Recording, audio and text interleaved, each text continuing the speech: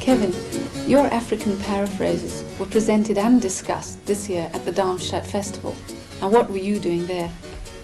Well, I was invited to present my work, presumably because it's well known in Germany.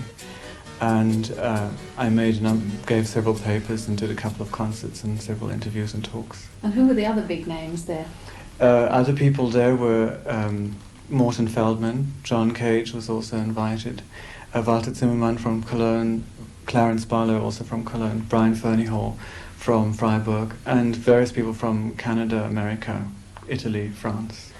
You've been working with Walter Zimmermann and his Lokalmusik. Well, I was in Cologne for 9 years, and I was good friends with Walter and Clarence Barlow, and we decided to do a project investigating the relationship between folk music and its acoustic environment. Now, this has turned out completely differently. We all went off, Clarence went to India, Walter to Nuremberg, and we all did our own thing. And I came back to this country and started making recordings of street music initially, and then got very involved in African music and developed my project, which is African Paraphrases, out of that. What I tried to do was to learn about African composition techniques and to integrate the compositional technique and the spirit of the music with the kind of music I had been writing before. And so I approached the whole thing from a reverse point of view. I didn't want to get exotic instruments and use them in a symphonic context. Rather, I took European instruments, retuned them to African tuning, and played African music and wrote new African music for those instruments. Western music is basically melodic and harmonic, more a vertical sort of texture. What about African music? Yes, well, these concepts of melody, for example, are not African at all. Melodies in African music are usually the result of various patterns being interlocked with one another. So you have to rethink the thing entirely. You can't simply take a melody, what we think of as an African melody, and treat it symphonically.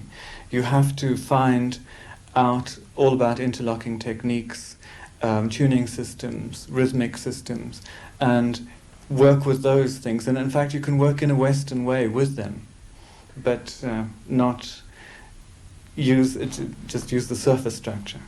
So this is a scale in African tuning with roughly equal steps.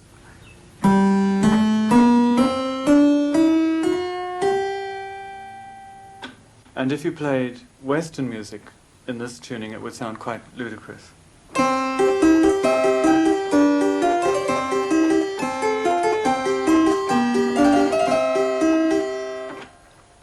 But when it comes to African music, the patterns sound quite normal.